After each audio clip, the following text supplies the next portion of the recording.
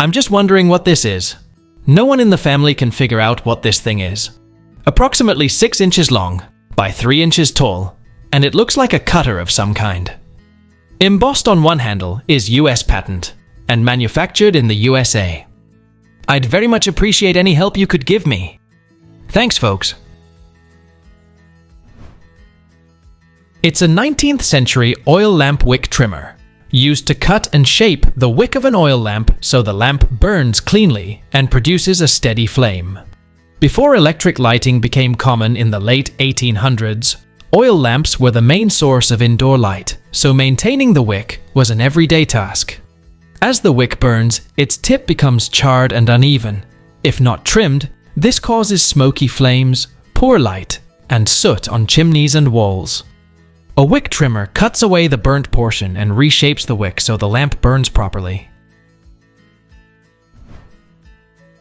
What is this 4-string and 4-ball instrument? All made of wood, except for the strings. I found this at the thrift store today in North Alabama. The wooden balls can hit against the strings to make sounds, or the strings can be played with fingers, and the ball will bounce or vibrate against the string. I brought it home with me and would love to learn how to use this functionality if possible. Does anyone know what the name of this instrument is? It's a 1980s door harp, also called a door chime. These are usually hung on a door to let you know that someone is coming in. These were all the rage in the 80s and 90s, and they were everywhere. I thought they were so cool, but my family never got one. I saw this in the kitchen when viewing a 1950s house. What was this designed to do? It is built into the wall. The faceplate measures 15.5 inches wide by 12.5 inches high, and it says Swanson on it. I'm thinking it's a recessed kitchen storage cabinet, used to store spices, cleaning products, or whatever fits in there. Does anyone know what this thing is actually made for? It's a mid-century Swanson kitchen caddy dispenser that holds 3 rolls of various kitchen wraps made by the Swanson Manufacturing Company in Owasso, Michigan. The paper towel dispenser at the bottom uses the ubiquitous pressure divots at the end, and the wax paper and aluminum rolls would be placed in the troughs with their leading edges feeding out through the respective slots. What is this strange building found in the Nevada desert off a main highway? Possibly a satellite of some sort. I took the picture from the 15, and I think it was between Jean, Nevada and Vegas. Any idea what it could be for? That's a VOR station, or a VHF omnidirectional range station, an essential component of aircraft radio navigation systems. It broadcasts signals that allow pilots to determine their precise position and track to or from the station. Although older than GPS, VOR systems have been a reliable source of navigation information since the 1960s. I found this among my mother's possessions. It's a metal box with a folding top and front compartments. The top compartment is cylinder-shaped, and its dimensions are approximately 2.5 by 2 by 1 inch. ChatGPT identified it as a matchbox, but I saw nothing similar in an image search of matchbox. Any hints as to what purpose this metal box might have served are very much appreciated. It's a World War II field needle sterilizer, missing an alcohol burner. It's a portable needle sterilizer for the military medic, for sterilizing surgical needles in the field. It features a folding metal case designed to hold a small alcohol burner.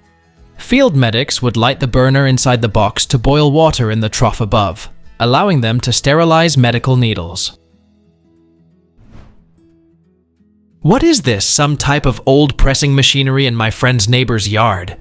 This is on the east coast of the US, and clearly some sort of industrial-era machinery. About 3 feet high, made of what appears to be iron, or maybe steel. I'm leaning towards an older printing press, or perhaps a mangle for drying clothes. There's room for a bucket underneath. Any guidance would be greatly appreciated. That's a 1900 S.H. Sinclair Company combination collar and cuff ironer that's missing some parts. It's a specialized industrial laundry machine designed to press, iron, and finish the collars and cuffs of shirts, blouses, and uniforms. These machines are engineered for high-pressure steaming and drying, providing a crisp, professional finish that is difficult to achieve with standard hand ironing. What is this cast iron decorative piece? It has a hole with a post in the middle with an armature connected front to back, and it can move freely up and down. It is hollow on the back side and measures 16 inches with no markings found. It seems like the whole piece is a base for something. Does anyone know what it is or what it's for?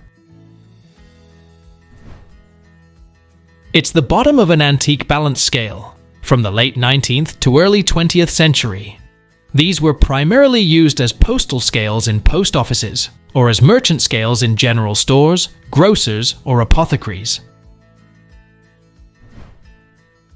What is this ornate cast iron triangle with 3 holes that I pulled out of a river with a magnet? About 10 inches along each side, it weighs a few pounds, and it seems very heavy for its size.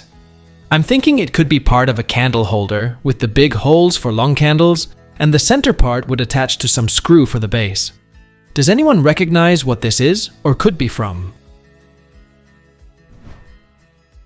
It is an Art Deco flush ceiling light fixture, installed directly against the ceiling with little to no gap.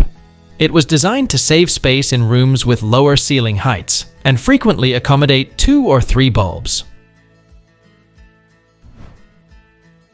Does anyone recognize this? It's a shovel-like handle made of cast steel with weird side pieces, about 7 by 4 inches, and it has a hole that's threaded. It looks like an old wagon handle, but someone said it's a handle for lifting automotive batteries. Any help in identifying is much appreciated. It's a handle from an antique Black & Decker drill. I've heard these drills are incredibly powerful. If the bit ever gets jammed, the drill will keep spinning itself. I've even heard a few stories of these things breaking wrists. They run on 120 volts, and the motors are rather underpowered compared to newer ones, but they are geared down, so nothing can stop them once they get going. It was patented on November 6, 1917, by Samuel Duncan Black and Alonzo Galloway Decker for the Black & Decker Manufacturing Company of Baltimore, Maryland. What is this contraption my dad is holding? I believe this photo was taken in the early 70s, and I can't figure out what he's holding. He passed away in 2004, and I just scanned it from a Kodak film slide that my mom gave me. Any sleuths have any idea? Please tell us down in the comments. Thanks for watching. Let's make life fun.